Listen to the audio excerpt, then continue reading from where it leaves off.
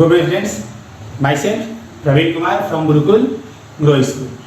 आज हम पढ़ने वाले हैं क्लास 7 का हिंदी ग्रामर का, हिंदी व्याकरण का जो सेकेंड लेसन है वो वर्ण विचार यानी फोनोलॉजी।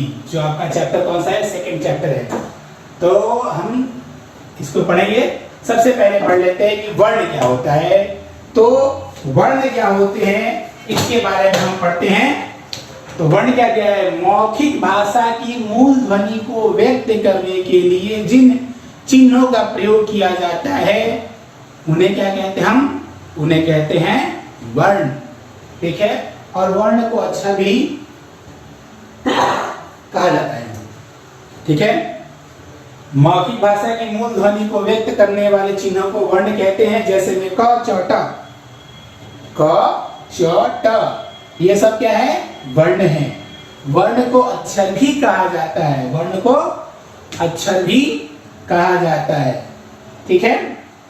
तो वर्ण समझ गए। अब हम आगे बात करते हैं वर्णमाला। तो वर्णमाला क्या होता है? वर्णों के व्यवस्थित समूह को वर्णमाला कहते हैं। वर्णों के व्यवस्थित समूह को हम समझेंगे जैसे क से लेके ज्ञ तक लिख दिए तो क ख ग घ ङ च छ ज झ ञ ट। तो ये क्या है? क्रम से सजाया गया है। तो इसी क्रम के सजाने को हम क्या कहते हैं? वर्णमाला। और हिंदी में कितने वर्णमाला हैं? 52, 52। कैसे कैसे वो 52 हुए हैं वो हम देखेंगे।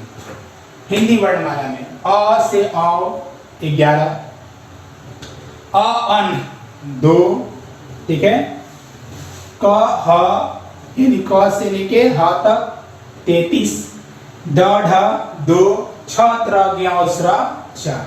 टोटल आप अगर काउंट करेंगे, गिनेंगे, जोड़ लेंगे तो आपको टोटल 52 मिलेंगे, 52 मिलेंगे। ठीक है। अ ज फ ये अंग्रेजी तथा उर्दू के ध्वनियां हैं, तो इनको अलग रखा गया है। जैसे राज के नीचे बिंदु लगा दिए तो इसका अर्थ होता है रहस्य। इस राज का मतलब होता है बिंदु ना लगाए तो राज्य। बाल का अर्थ होता है सिर का बाल, जबकि अगर ऊपर अगर लगा देते हैं ये चिन्ह तो गेन फन। फन के नीचे क्या है? कुछ नहीं है तो सांप का फन। और इस फन के नीचे क्या दिया? हम बिंदु दिए तो इसका मतलब होता है हुनर। तो अब ये समझ गया मैं आप। अब हम बात करते हैं स्वर वर्ण की तरफ बात करते हैं। आगे पढ़ेंगे स्वर के बारे में। ठीक है। इसके पहले जो पढ़े आप उसको समझेंगे अच्छे से। स्वर में देखते हैं दिए गए जिन वर्णों का उच्चारण बिना किसी की सहायता से हो उन्हें स्वर वर्ण कहते हैं। और स्वरों की संख्या कितनी होती है? 11। यानी वैसे जो जिनका उच्चारण बिना किसी की सहायता से हो, ठीक है, बिना किसी की सहायता से हो वो क्या होंगे? स्वर वर्ण होंगे। तो 11 संख्या दिया यानी अ आ हर्षई दीर्घई हर्षौ दीर्घौ री ए ऐ उ औ अन अ अन सॉरी अन और अ नहीं होंगे, औ तक ही होंगे। यानी टोटल कितना होगा? 11 होंगे। अब स्वर के 3 भेद होते हैं, हास्य स्वर, दीर्घ स्वर और प्लुत स्वर। लेकिन अगर हम आधुनिक व्याकरण में देखें तो प्लुत स्वर की कहीं व्याख्या नहीं दी गई है, इसलिए हमें 2 ही पढ़ने हैं, हास्य स्वर और दीर्घ स्वर के बारे में। हास्य स्वर क्या होता है ये देख लेते हैं। हास्य स्वर क्या होते हैं?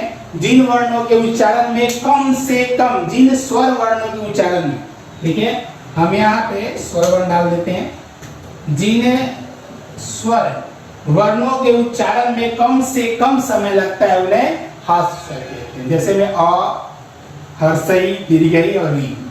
ठीक है। तो ये 4 क्या है? हास्य स्वर में। दीर्घ स्वर इसका जस्ट उल्टा है, यानी जिन स्वरों के उच्चारण में हास्य स्वर से दुगना समय लगता है उसे दीर्घ स्वर कहते हैं। हास्य स्वर से भी दुगना समय, जैसे में आ, दीर्घई, दीर्घौ, ए ऐ ओ औ। तो इनकी संख्या कितनी है? दीर्घ स्वर की संख्या कितनी है? टोटल 7 और हास्य स्वर की संख्या कितनी? 4। टोटल मिला के 11। स्वर की मात्राएं दी गई हैं। अ का कोई मात्रा नहीं होता है, आ में एक पाई, ई की मात्रा, बड़ी ई की मात्रा, छोटा ऊ, ऐसे करते करते औ तक की मात्रा दी गई है। तो ये मात्राएं हैं जिनका हम प्रयोग करते हैं शब्द बनाने में।